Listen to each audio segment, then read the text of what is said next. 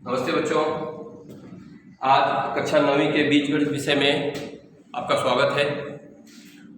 आज समुच्चय चैप्टर में हम सभी लोग जिन चीज़ों के बारे में चर्चा करेंगे वो है वेन आकृति, उपसमुच्चय जिसको आप इंग्लिश में कहते हो सबसेट, और विश्व समुच्चय, यूनिवर्सल सेट और पूरक समुच्चय, कॉम्प्लीमेंट ऑफ अ सेट। यहाँ पर ये चीज़ें आपको दी गई हैं। इन चार चीज़ों के बारे में अध्ययन करेंगे।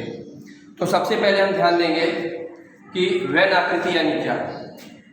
वेन आकृति यानी बंदिश आकृतियाँ। इसमें आप आयत और वर्ग इसका ज़्यादा उपयोग करते हैं। इसकी संकल्पना और उपयोग समुच्चय में वेन आकृतियों की संकल्पना और इसका उपयोग सर्वप्रथम ब्रिटिश तर्कशास्त्रज्ञ जॉन वेन, जिनका जन्म सन 1834 और तथा मृत्यु 1883 में हुई, तो उन्होंने अलग अलग समुच्चयों के संबंधों तथा इन समुच्चयों पर आधारित प्रश्नों को हल करने के लिए वेन आकृति की अवधारणा को स्पष्ट की। तो उन्होंने समुच्चय में आयत और वृत्त का उपयोग किया।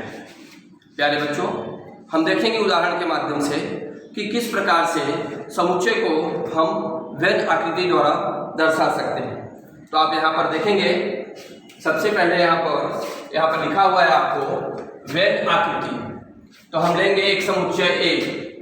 समुच्चय ए के घटक हैं 1, 2, 3, 4 और 5।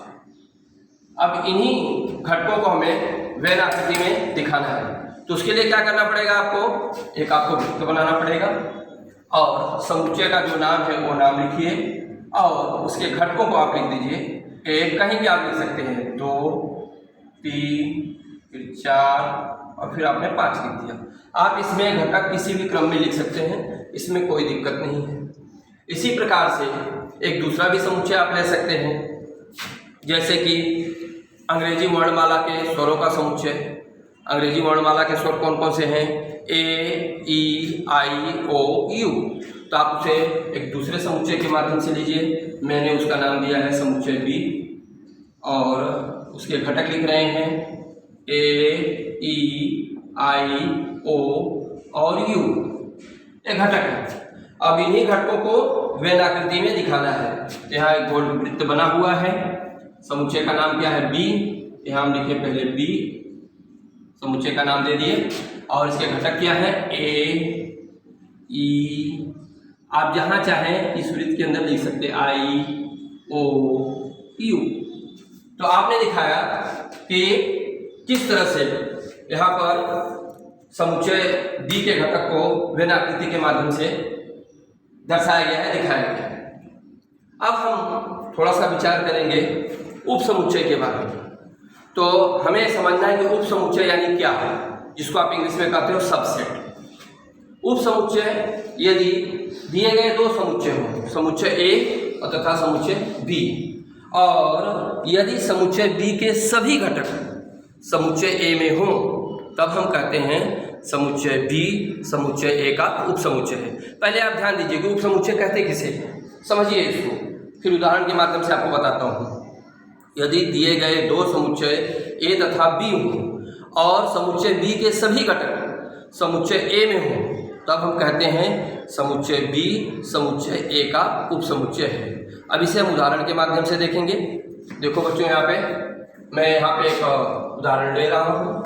समझो समुच्चय ए है यहाँ पे और उसके घटक हैं, आप जो भी ले लो यहाँ पे चलेगा, 2, 4, 6, 8। इस तरह से आपने समुच्चय ए के घटक लिए और समुच्चय बी के घटक ले लिए। हम यहाँ पर हैं 2 और 4।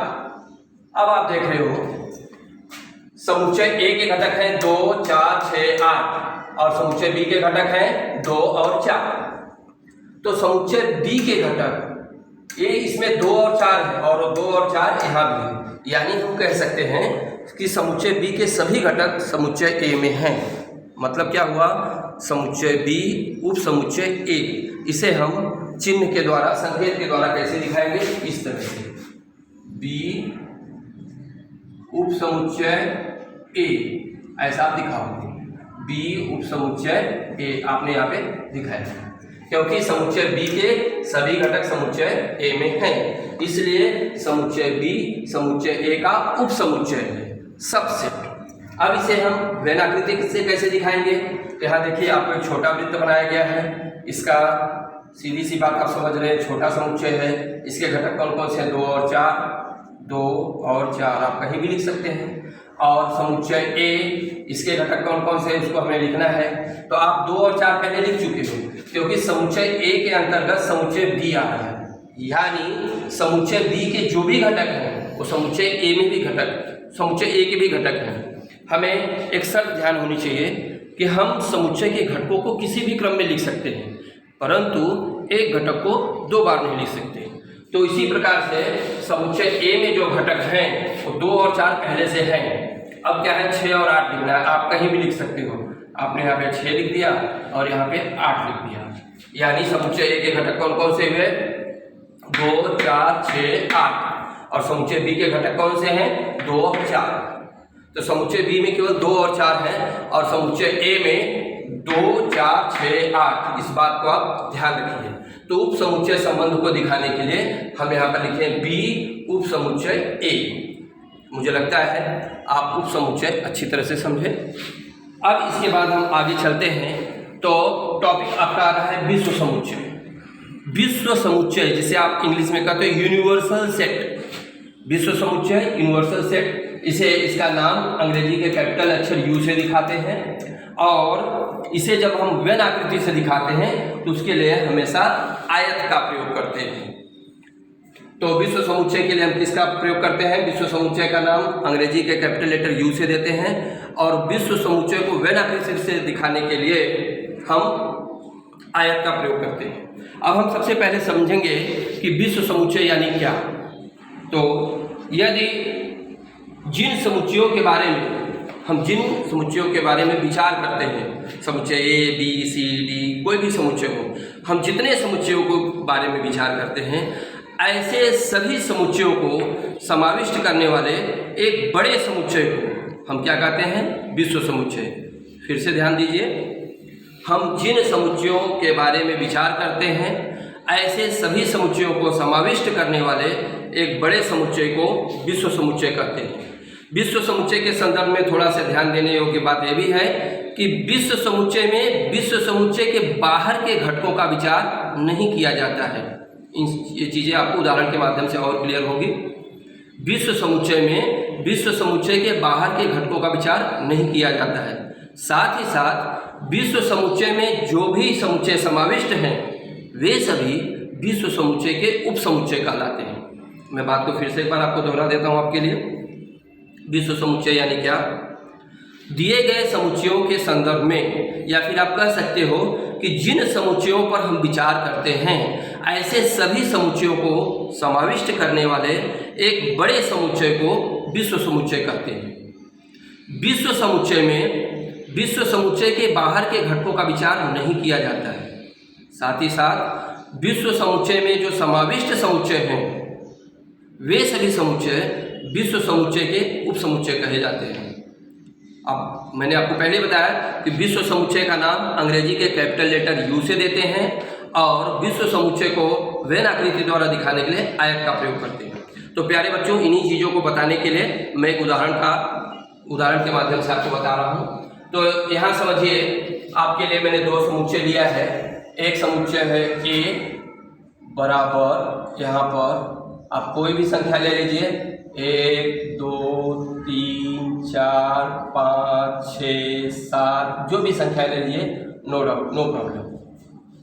अब दूसरी संख्या आप ले लिए हो, अब दूसरा समुच्चय आप लिए हैं और उसमें अलग घटक दिखाएंगे। आप एक दूसरा समुच्चय लिए हैं, उसमें आप अलग अलग घटक दिखा रहे हैं और आपके वो घटक हैं, समझिए यहाँ पर आपने लिखा है 8 9 10, आप कोई भी घटक इसमें ले सकते हैं।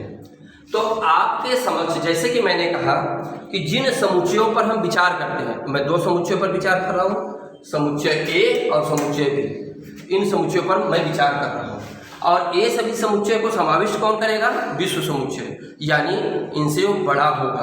तो विश्व समुच्चय हमारा क्या यहाँ पर है, समझिए यू, क्योंकि उसको हम दिखाते हैं अंग्रेजी के कैपिटल लेटर से।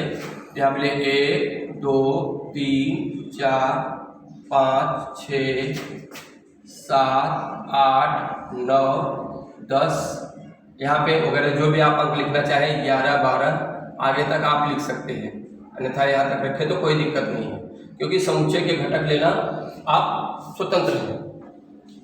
तो आप देख रहे हैं कि जैसा कि मैंने इसकी परिभाषा आपको बताई कि हम जिन समुच्चयों के बारे में विचार करते हैं, ऐसे समुच्चयों के सभी घटकों को, यानी ऐसे समुच्चयों के सभी घटकों को या ऐसे समुच्चयों को समाविष्ट करने वाले एक बड़े समुच्चय को विश्व समुच्चय कहते हैं। अब हम इसे वेन आकृति से देखेंगे। विश्व समुच्चय ये देख रहे हैं आप, आयत आपके सामने यहाँ बना हुआ है। इसका नाम अंग्रेजी के कैपिटल लेटर यू से देते हैं, हमने नाम यहाँ पे दिया। अब आपने दो समुच्चयों पे विचार किया, एक समुच्चय ए है और एक समुच्चय बी है। तो समुच्चय ए का नाम हमने लिखा, इसके घटक क्या है? 1 2 3 4, फिर क्या है यहाँ पे 5 6 और 7। इसी प्रकार से समुच्चय बी के घटक हैं, क्या है वो? 8 9 और 10। यहाँ पे हमने 10 लिख दिया। समुच्चय ए और बी के घटक लिख दिए हमने। अब ये सभी समुच्चय किसके अंतर्गत आ रहे हैं? विश्व समुच्चय के अंतर्गत, यानी समुच्चय यू के अंतर्गत। अब कौन सा घटक बाकी रह गया? जरा ध्यान दीजिए, यहाँ पर ध्यान देने योग्य बात है। तो ध्यान देने योग्य बात क्या है कि समुच्चय यू के अंतर्गत कौन कौन से घटक है? देखिए 1 2 3 4 5 6 7 8 9 10 और 10 तक तो इसमें आया ही है। समुच्चय ए भी विश्व समुच्चय के अंतर्गत है और बी भी है। अब कौन सा घटक रह गया है? आप देख रहे हैं मात्र यहाँ पे 11। इसको आप कहीं भी लिख सकते हैं, मैंने 11 यहाँ पे लिख दिया। तो आप देख रहे हैं कि सबसे बड़ा समुच्चय कौन है? यू। इसको हमने वेन आकृति यानी आयत के द्वारा दिखाया गया है। इसके अंदर कौन कौन से समुच्चय हैं? समुच्चय ए और बी।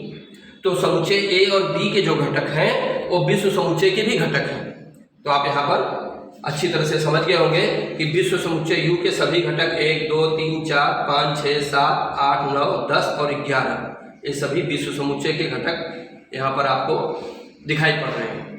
तो मुझे लगता है कि परिभाषा क्लियर हो गई आपको अच्छी तरह से कि जिन समुच्चयों पर हम विचार करते हैं, ऐसे सभी समुच्चयों को समाविष्ट करने वाले एक बड़े समुच्चय को विश्व समुच्चय कहते हैं। इसका नाम अंग्रेजी के कैपिटल लेटर यू से देते हैं और इसे वेन आकृति द्वारा दर्शाने के लिए आयत का प्रयोग करते हैं। अब थोड़ा सा हम आगे चलते हैं और यहाँ दिया है पूरक समुच्चय। पूरक समुच्चय जिसे आप इंग्लिश में कहते हो कॉम्प्लीमेंट सेट। पूरक समुच्चय यानी कॉम्प्लीमेंट ऑफ अ सेट यहाँ पर दिया हुआ है। इसका संकेत होता है जो भी समुच्चय रहेगा उसके ऊपर डैश करेंगे या उसकी घात में छोटा सा सी लिखते, सी फॉर कॉम्प्लीमेंट। तो यह ध्यान रखना कि पूरक समुच्चय को दिखाने के लिए आप जो भी समुच्चय लिए हो उसके नाम के ऊपर ऐसा डैश करेंगे या उसके घात में छोटा सा सी लिखेंगे। इसको आप ध्यान से देख लीजिए। अब हम समझेंगे कि पूरक समुच्चय क्या है। पूरक समुच्चय को समझना जरूरी है। तो मैं आपको बता रहा हूँ, यदि समुच्चय बी समुच्चय यू का उप समुच्चय है, यदि समुच्चय बी समुच्चय यू का उप समुच्चय है, तो विश्व समुच्चय के वे घटक जो समुच्चय बी में न हो वे समुच्चय बी के पूरक समुच्चय कहे जाते हैं। फिर से जरा ध्यान दीजिए, यदि समुच्चय बी समुच्चय यू का उप समुच्चय हो तो विश्व समुच्चय के वे घटक जो समुच्चय बी में न हो वे समुच्चय बी के पूरक समुच्चय कहे जाते हैं। अब इसे हम उदाहरण के माध्यम से देखेंगे। ध्यान दीजिए, यहाँ पर मैं एक विश्व समुच्चय लिख रहा हूँ। आप कोई भी ले सकते हैं, यहाँ पे अक्षर भी ले सकते हैं।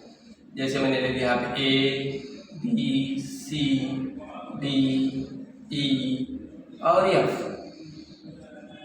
दूसरा समुच्चय मैंने बी आपसे चर्चा की, तो मैं समुच्चय बी ले रहा हूँ। यहाँ पे बी बराबर यहाँ पर है लेटर्स ए ई। बस हमने दो ही अक्षर लिया, आप कितने भी अक्षर ले सकते हैं। अब हम देख रहे हैं, क्योंकि हमें बताना है कि यदि समुच्चय B समुच्चय U का उप समुच्चय हो तो कैसे होगा। समुच्चय B के सभी घटक समुच्चय U में होने चाहिए। इसलिए यहाँ पे क्या हुआ है, आप देख रहे हैं A और E, तो आप लिख सकते हो B उप समुच्चय U। जैसे कि मैंने आपसे बात बताई, यदि B उप समुच्चय U तो विश्व समुच्चय के वे घटक जो समुच्चय B में न हो वे समुच्चय B के पूरक समुच्चय कहे जाते हैं। तो मैं आपको यहाँ दिखा रहा हूँ। अब ये है समुच्चय B आपका, और इसके घटक क्या क्या है आप देख रहे हैं A और E, आप लिख दीजिए AE। अब यह है आपका विश्व समुच्चय, इसे अंग्रेजी के कैपिटल लेटर U द्वारा दिखाते हैं और वेन आकृति के आयत का प्रयोग करते हैं विश्व समुच्चय के लिए। अब विश्व समुच्चय में कौन कौन से घटक नहीं हैं हमें देखना होगा। यहाँ पर देख रहे हैं ए तो पहले से आ ही चुका है, क्योंकि वह घटक जो समुच्चय बी में होगा वो समुच्चय ए में भी होगा। ए को हमको नहीं लिखना है, बी नहीं है, आप कहीं भी लिख लीजिए। मैंने यहाँ बी लिखा, सावधानी पूर्वक लिखिएगा। यहाँ पर सी है क्या, इसमें नहीं, सी लिख दिए। उसके बाद डी है, इसमें डी है क्या, नहीं, डी नहीं है, यहाँ डी लिखे। उसके बाद ई का नंबर आया, ई पहले से है। एफ यहाँ पर नहीं, आप यहाँ पे एफ लिखिए। अब ध्यान से आप देख रहे होंगे कि विश्व समुच्चय में जो भी घटक हैं यहाँ पर वो सभी वेन आकृति में भी हैं। अब क्या हुआ, बी डैश क्या होगा, बी डैश यानी पूरक समुच्चय। मैंने आपसे जैसे परिभाषा बताई कि यदि समुच्चय बी समुच्चय यू का उप समुच्चय हो तो विश्व समुच्चय के वे घटक, कौन से घटक, जो समुच्चय बी में न हो। तो समुच्चय बी में कौन कौन से घटक नहीं, देखिए एफ समुच्चय बी में है क्या, बी समुच्चय बी में है नहीं, सी समुच्चय सी में है, बी में है नहीं, डी समुच्चय बी में है नहीं है। तो क्या होगा, अब आपका उत्तर मिल गया। इसलिए आप यहाँ लिख सकते हैं, इसलिए B dash is equal to क्या क्या आएगा, बी सी डी और एफ, बी सी डी और एफ। फिर से आप इस पर ध्यान दे दीजिएगा, वेरी इंपॉर्टेंट और बहुत आसान भी है, जरा भी कठिन नहीं है। मैंने आपको क्या बताया, पूरक समुच्चय, कंप्लीमेंट ऑफ अ सेट। यदि बी उप समुच्चय यू, तो हमने यहाँ दिखाया बी उप समुच्चय यू, तो विश्व समुच्चय के वे घटक, कौन कौन से घटक है, देखिए यहाँ पे बी सी डी एफ, ये घटक कुछ भी हो सकते हैं, संख्याएं भी हो सकती हैं। तो विश्व समुच्चय के वे घटक जो समुच्चय बी में ना होगा, तो समुच्चय बी में देखिए क्या है, केवल ए और ई है, बी सी डी एफ ये समुच्चय बी में है क्या, नहीं है। तब ये क्या हो जाएंगे, किसमें आएंगे, बी डैश, और बी डैश क्या कहलाएगा, समुच्चय बी का पूरक समुच्चय, जो कि मैंने यहाँ पे बी डैश बराबर समुच्चय धन कोष्ठक के अंदर बी सी डी एफ लिखा हुआ है। तो आप यहाँ पर देखें कि किस प्रकार से वेन आकृति, उप समुच्चय, विश्व समुच्चय और पूरक समुच्चय को समझते हैं, उसको उदाहरण के माध्यम से बताया गया है। प्यारे बच्चों, आपको कुछ गृह कार्य भी मैंने यहाँ पर व्हाइट बोर्ड पर लिख कर दिया है, उसको मैं पढ़ के आपको समझा देता हूँ। आप पूरा कोशिश करिए, घर पे इसे करिए। और एक आप सभी लोगों से अनुरोध है, कुछ विद्यार्थी दूसरे बच्चों का घर काम देख के वही व्हाट्सएप कर दे रहे हैं। इसके पहले की वीडियो में मैंने बताया था, और बहुत से लोग तो घर काम कर ही नहीं रहे हैं। इसमें केवल और केवल आप ही का नुकसान होगा बच्चों, क्योंकि आपके लिए शिक्षकगण काफ़ी मेहनत प्रयास करके ये वीडियो तैयार कर रहे हैं, और आप इसको पढ़ेंगे ही नहीं, तो आपके लिए किया जा रहा है और आप कहीं कर ही नहीं रहे, तो नुकसान आप ही का होने वाला है। तो मुझे अपेक्षा है कि आपके पेरेंट्स और आप अच्छी तरह से जो वीडियो बताया जा रहा है, आपको भेजा जा रहा है, समझेंगे और उससे संबंधित जो गृह कार्य है उसको पूरा करेंगे। इस पर पेरेंट्स भी विशेष ध्यान दें, मेरा उनसे अनुरोध है। तो मैं उनको घर काम आपको दिया हुआ है, ये आपका HW गृह कार्य कर सकते हैं, नीचे मैंने लिखा हुआ है। तो पहला है, यदि A बराबर A B C D E, दूसरा समुच्चय है B बराबर C D E F, तीसरा समुच्चय है C बराबर B D और समुच्चय D में है A और E। इस प्रकार से आपको अलग अलग समुच्चय दिए हैं, 4 समुच्चय। तो निम्नलिखित कथनों में से कौन से कथन सत्य कथन और कौन से कथन असत्य कथन है, लिखिए। मतलब ये 4 समुच्चय दिए गए हैं और इन 4 समुच्चयों से संबंधित आपको छोटे छोटे प्रश्न पूछे गए हैं उप समुच्चय से संबंधित। देखिए जरा सी उप समुच्चय बी, देखिए सी कहाँ है, समुच्चय सी यहाँ पर है, बी इसके घटक क्या है बी और डी, और समुच्चय बी कहाँ है यहाँ पर, इसके घटक सी डी ई एफ। प्यारे बच्चों बताइए क्या समुच्चय सी के सभी घटक समुच्चय बी में हैं? देखिए यहाँ पर बी डी है, यहाँ पर केवल डी है, बी है क्या इसमें? नहीं है। तो सी उप समुच्चय बी लिखा गया है, ये सत्य कथन है? नहीं, आप लिखोगे असत्य कथन, क्योंकि समुच्चय सी के सभी घटक समुच्चय बी में नहीं है। उत्तर कैसे लिखना है आपको? असत्य कथन, क्योंकि समुच्चय सी के सभी घटक समुच्चय बी में नहीं है। ये पहले वाले के लिए मैंने आपको बताया ताकि आप इसी के आधार पर दूसरा भी कर सकें। एक दूसरा भी देख लीजिए, समुच्चय ए उप समुच्चय डी कहा गया, ये बात सही है या गलत, ये आपको बताना है। तो पहले इसको आप जांचेंगे, समुच्चय ए कहाँ है? समुच्चय ए देखिए यहाँ पर लिखा है ए बी सी डी ई, और समुच्चय डी कहाँ है? खोजिए, समुच्चय डी यहाँ पर है, इसमें घटक क्या है? ए और ई। तो ए और ई समुच्चय ए में है क्या? ए और ई देखिए यहाँ पर ए है और यहाँ पर ई है ना, तो आप क्या कहोगे? सत्य कथन, क्योंकि समुच्चय सॉरी बेटा ए उप समुच्चय डी दिया। देखिए ये थोड़ा सा आपको ध्यान देना होगा, मैं फिर से रिवाइज कर देता हूँ। समुच्चय ए उप समुच्चय डी, ये सत्य कथन है या असत्य, इसके लिए आपको किस में ध्यान देना होगा?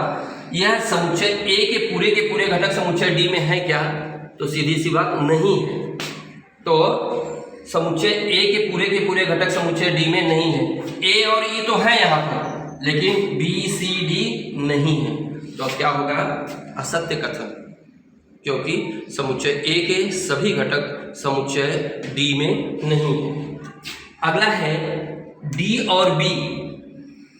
डी उप समुच्चय बी, ध्यान से पढ़िए, जो देखिए आपको एक टेक्निक बता देता हूँ। पहले डी उप समुच्चय बी, सीधी सी बात है, समुच्चय डी में ज्यादा घटक होंगे और समुच्चय बी में कम, समुच्चय डी में कम घटक होंगे और समुच्चय बी में ज्यादा घटक होंगे।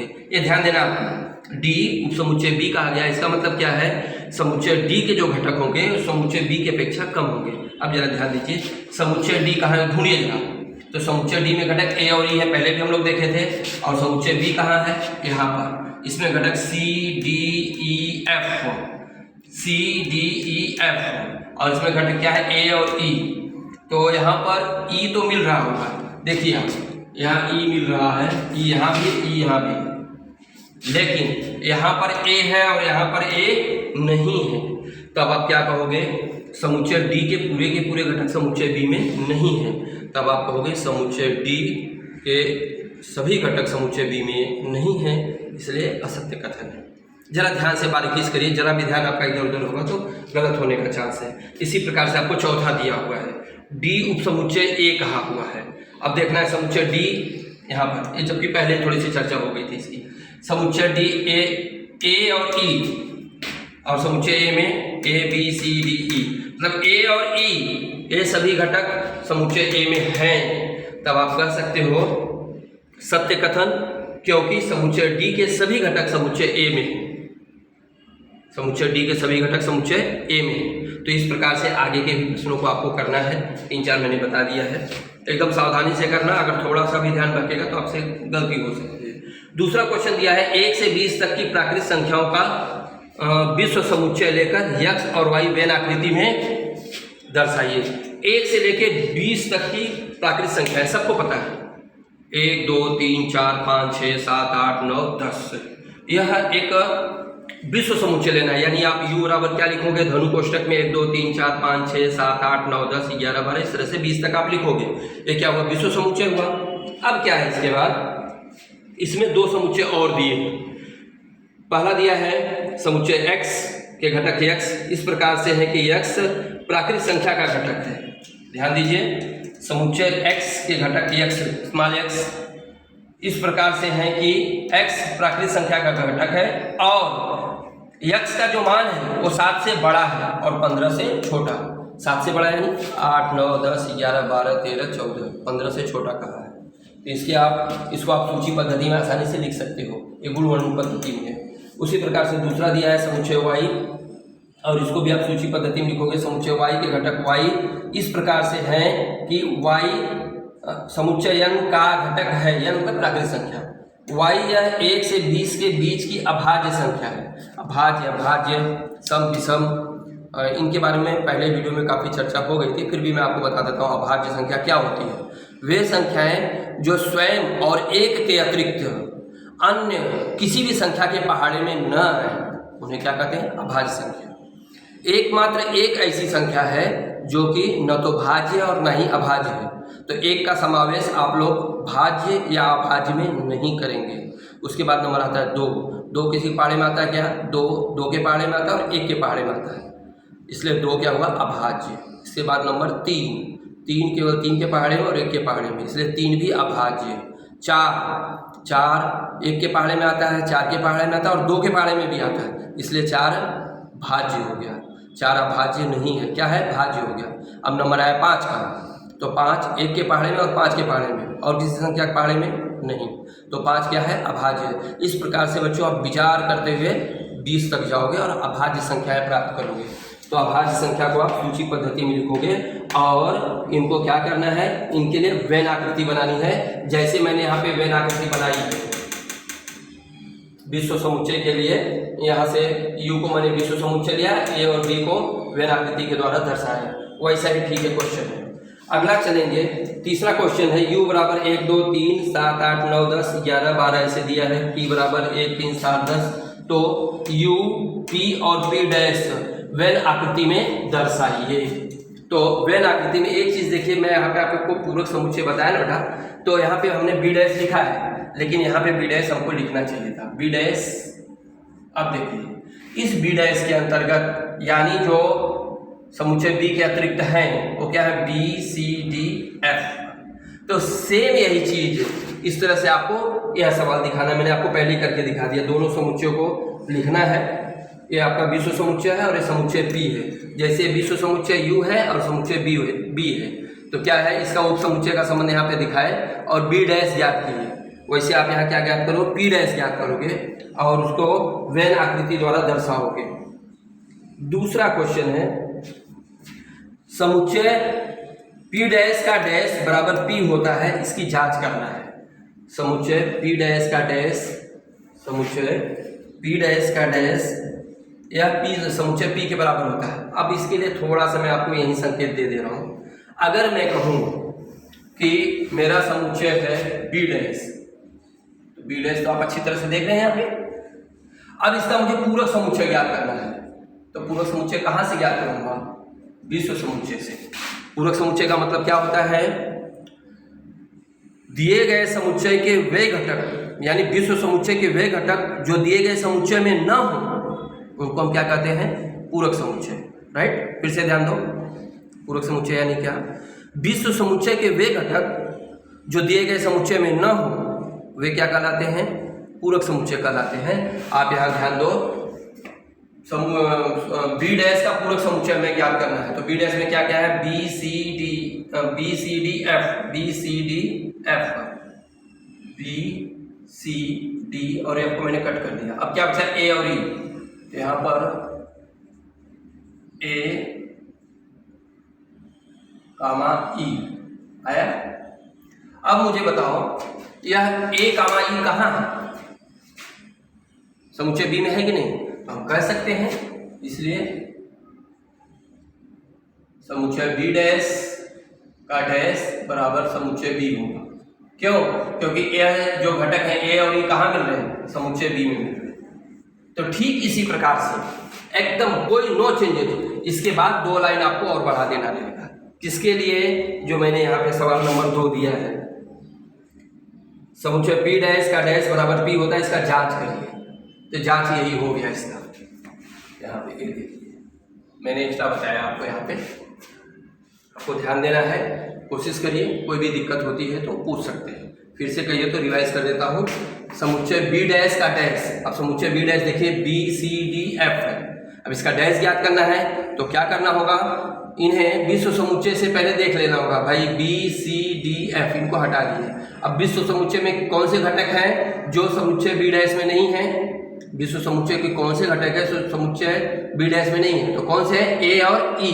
तो हमने ए और ई लिखा है यहाँ पर। अब यहाँ ए और ई कौन से समुच्चय घटक हैं? समुच्चय बी के घटक हैं। इसलिए आप कह सकते हो कि बी डैश का डैश बराबर बी होता है, वैसे पी डैश का डैश बराबर पी होगा। लेकिन आप इसको अच्छी तरह से करके मुझे घर का व्हाट्सएप करेंगे। अब हम आगे थोड़ा चलते हैं, चौथा घर का में है, यहाँ पे ध्यान से देख लो बच्चों। यदि ए बराबर 1 3 2 7 तो समुच्चय ए के कोई 3 उप समुच्चय लिखिए। समुच्चय ए के कोई भी 3 उप समुच्चय लिखिए। उप समुच्चय लिखना बहुत आसान है, मैं आपको यहाँ पे जो उदाहरण के माध्यम से बता रहा हूँ। जैसे समुच्चय ए, समुच्चय ए के उप समुच्चय में लिखने हैं। पहला समुच्चय क्या हो जाएगा? उप समुच्चय रिक्त समुच्चय, या आप फाई कह सकते हैं। और दूसरा समुच्चय क्या होगा? यहाँ पर आप ले सकते हैं एक, फिर उसमें एक तो है नहीं, इसमें 2 ले लीजिए। फिर दूसरा घटक क्या लें? यहाँ पे आपको समुच्चय का नाम देने की जरूरत नहीं है, क्योंकि ये पहले से तो है। फिर और तीसरा क्या ले सकते हैं? समुच्चय, उप समुच्चय 3 क्या 4 दिया है, 4 लिखिए। फिर क्या है? 6। हमें 3 ही लिखना है, वैसे 8 भी आ जाएगा। किसी भी समुच्चय का उप समुच्चय लिखना है, बहुत आसान है। सबसे पहले रिक्त समुच्चय लिख दीजिए या फाई लिखिए, क्योंकि रिक्त समुच्चय प्रत्येक समुच्चय का उप समुच्चय होता है। उसके बाद अब इसके जो घटक है वो लिखते चले जाइए। 2 जो है समुच्चय ए का उप समुच्चय होगा। केवल 4 लिखे हैं, वह भी समुच्चय ए का उप समुच्चय होगा।